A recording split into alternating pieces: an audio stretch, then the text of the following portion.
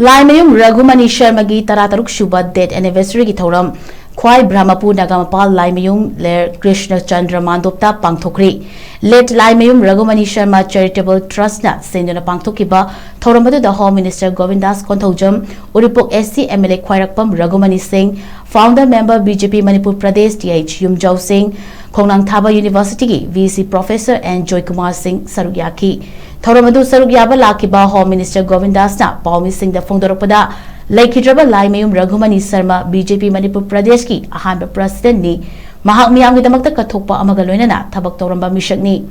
Hawgalakliba Singna Mahakna Pamjoramba Thabak Thoram Singh Mapum Fahanana Bakhwana Bagitangai Fadabalay Haiba Wafam Thamki